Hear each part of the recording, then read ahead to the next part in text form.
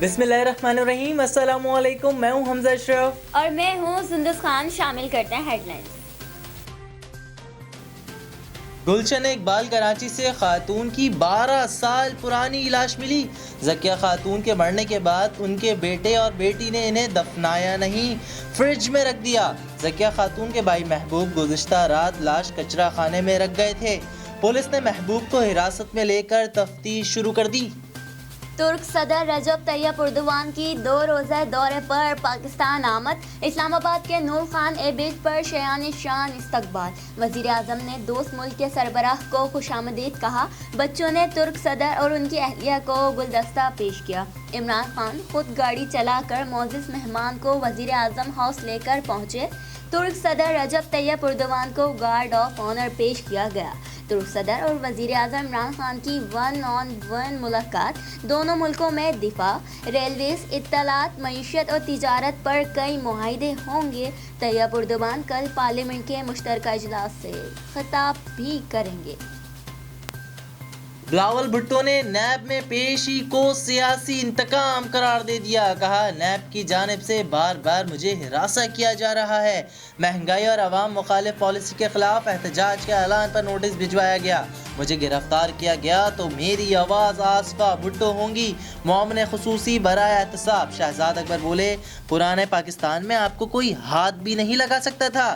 نئے پاکستان میں ایسا نہیں، کوئی بھی قانون سے بالا تر نہیں۔ کوئی بھی تحقیقاتی ادارہ آپ کو بلائے گا تو آپ کو پیش ہونا پڑے گا۔ بلاول بھٹو کے بزرگ کہتے تھے، مجھے کیوں نکالا؟ اب یہ کہتے ہیں، مجھے کیوں بلایا؟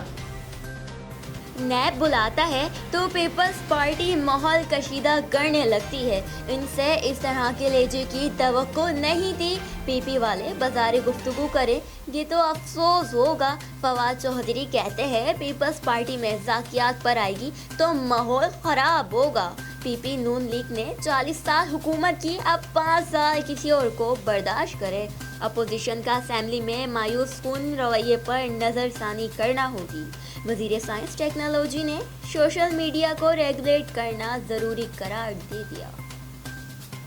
وزیر اعظم عمران خان سے ایم کیو ایم کنوینر خالد مقبول صدیقی کی ملاقات۔ ایم کیو ایم کے تحفظات اور مطالبات پر بات چیت۔ خالد مقبول صدیقی کی وزیر اعظم کے زیر صدارت سندھ کے ترقیاتی منصوبوں سے متعلق اجلاس میں شرکت۔ کراچی کے ترقیاتی منصوبوں میں پیش رفت کا جائزہ۔ سندھ کے لیے فنڈز کی فراہمی سے متعلق معاملات میں پیش رفت بھی کی گئی۔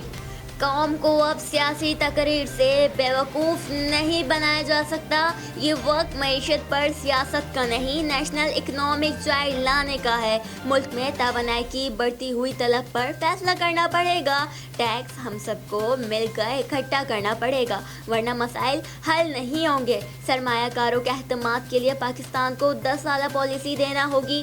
وفاقی وزیر خسرو بختیار کا قومی اسمبلی میں خطاب۔ احسن اقبال کی حکومت پر گولہ باری۔ کہا، حکومت نے آئی ایم ایف کے سامنے سرنڈر کیا۔ اقتصادی بحران حکومت کی نالائکی اور نااہلی کی وجہ سے ہے۔ چینی آٹا مافیا کے ذریعے عوام کو دونوں ہاتھوں سے لوٹا جا رہا ہے۔ انگوٹھا چھاپ حکومت کی وجہ سے آج بے روزگاری پیدا ہوئی ہے۔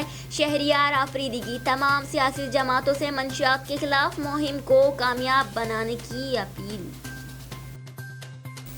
فی الوقت اتنا ہی۔ مزید خبروں اور اپڈیٹس کے لیے وزٹ کریں ہماری ویب سائٹ CSNlive.tv۔ اس کے علاوہ آپ ہمیں فیس بک اور ٹویٹر پر بھی جوائن کر سکتے ہیں۔ دیکھتے رہیے CSN۔